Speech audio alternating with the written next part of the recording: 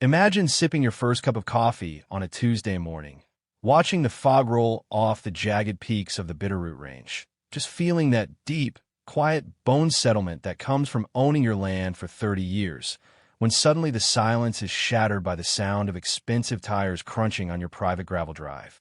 I didn't know it then, but that sound, the rhythmic, aggressive pop of gravel under a white BMW, was the opening bell for a 3-year war that would nearly cost me my sanity, my savings, and the very memory of the woman I built this place for. Out steps a woman in designer yoga gear that costs more than my first truck, holding a clipboard like a scepter and looking at my solar-powered workshop with the kind of disgust you'd reserve for a crime scene.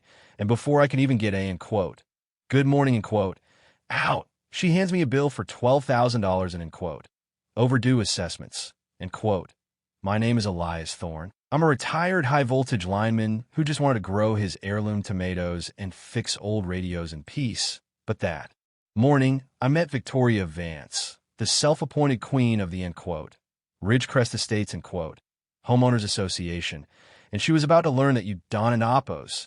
T spent 40 years climbing utility poles in lightning storms without learning exactly how to handle a live wire. See, I bought my 12 acres back in the late 80s. Long before this valley became a playground for tech moguls and real estate flippers, and my wife, Martha, and I spent every weekend for a decade hauling timber and installing our own independent grid because we love the idea of being beholden to no one but the weather.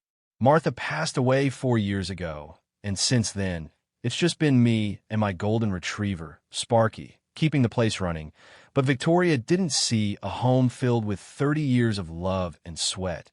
She saw a non-conforming eyesore that was supposedly dragging down the property values of the $400,000 McMansions her developer husband had started planting on the hillsides around me.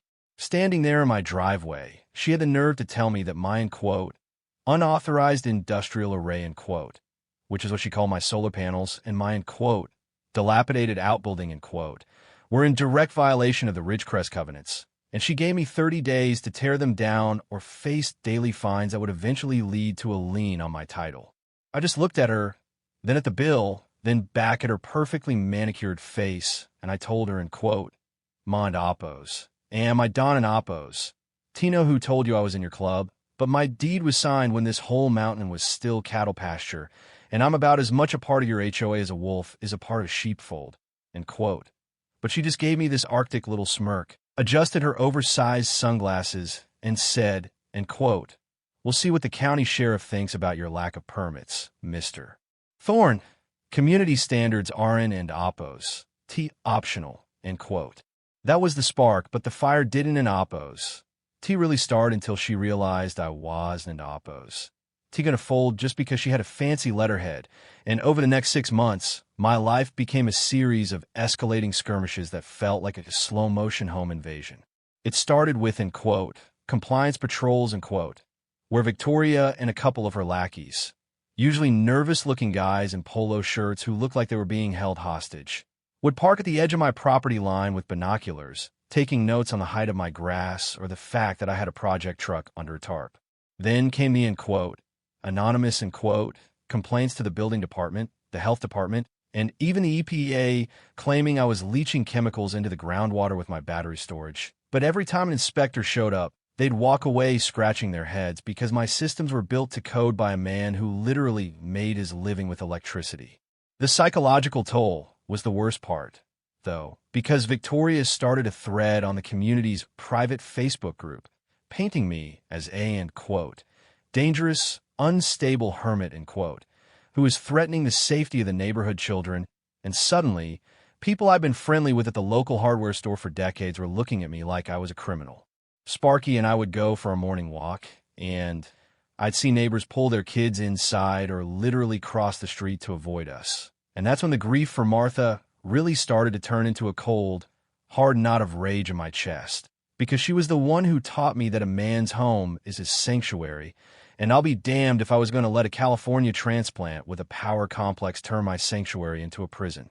The real turning point came during the Great Fence incident when I woke up to find a crew of contractors actually digging post holes 3 feet inside my property line, claiming the HOA had authorized a, in quote, visual screening barrier, in quote, to hide my workshop from the road. I walked out there with my original 1989 survey map and a double-barrel shotgun, unloaded, mind you, just resting in the crook of my arm for emphasis, and I told them they had exactly 60 seconds to get their equipment off my dirt before I started treating them like trespassers. Victoria showed up 5 minutes later, screaming about, in quote, obstruction of community improvements, in quote, and in quote, menacing behavior, in quote, and she actually called the cops, thinking that was her ace in the hole. But when Deputy Miller arrived, a kid I'd known since he was in diapers, he took one look at my survey markers, one look at her, in quote, proposed site plan, in quote, and told her she was lucky I hadn't an oppos. T pressed charges for criminal trespass right then and there. That was the first time I saw the mask slip, the first time I saw the raw, ugly desperation behind her, in quote, neighborhood savior, in quote, act, and it made me wonder, why was she so obsessed with my 12 acres? Why was she spending thousands of dollars in HOA legal fees just to harass one old man who was an oppos, even in her jurisdiction? That's when I decided to stop playing defense and start doing what I did best back in my lineman days, tracing the fault back to the transformer. I called up an old friend from the union, a guy named Silas who had retired into property law and had a memory like a steel trap, and we spent 3 weeks buried in the county recorder's basement, breathing in dust and old ink. What we found was better than any lottery ticket. It turned out that when the Ridgecrest developer, Victoria's husband, as it happens, filed the master plat for the subdivision, he tried to, in quote, stealth annex, in quote, my parcel by including it in the legal description of the common areas to inflate their acreage for a massive tax break. But he'd made a fatal, arrogant mistake. He'd used a, and quote, copy-paste, in quote, legal description from an old cattle lease that had expired in the 70s, and in doing so, he'd actually clouded the title for the entire 400-home development. But that wasn't an oppos, to even the best part. As Silas and I dug deeper into the HOA's financial disclosures, which they're required by state law to provide if a, in quote, neighboring interest, in quote, claims a conflict, we found a trail of, in quote, consulting fees, in quote, totaling nearly $200,000 paid out to a shell company owned by Victoria Vance's sister. They weren't an oppos, just bullying me to, in quote, improve property values, in quote. They were using the HOA as a personal piggy bank to fund their lifestyle while the development's actual infrastructure, like the drainage basins and the private roads, was literally crumbling. The climax of this whole mess didn't end oppos. Happened in a courtroom, though. It happened at the annual Ridgecrest, in quote, town hall, in quote, meeting, which I crashed like a ghost at a feast. Victoria was up there on the stage, basking in the glow of a PowerPoint presentation about, in quote, future aesthetic standards, in quote, when I walked down the center aisle with a box of documents and a USB drive that contained the footage from the hidden, high-definition thermal cameras I'd installed after the fence incident. I didn't an oppos. I didn't an oppos. Make a scene. I just waited for her to ask if there were any, in quote, resident concerns, in quote, and I stood up and said, in quote, I'm not a resident, Victoria, but I'm the man whose land you try to steal to cover up your husband's bank fraud, end quote. You could have heard a pin drop on the carpeted floor of that community center as I handed out copies of the forged plat maps to the board members. But the real kicker was the video. See, my thermal cameras hadn't and oppos. Just caught her trespassing. They'd caught her and her husband meeting with a local contractor at midnight on my property line, discussing how they were going to, in quote, pressure, in quote, me into selling so they could turn my acreage into a private country club they'd already pre-sold memberships for. The look on her face, that transition from smug superiority to total, bone-white terror, was the most satisfying thing I'd seen in a decade.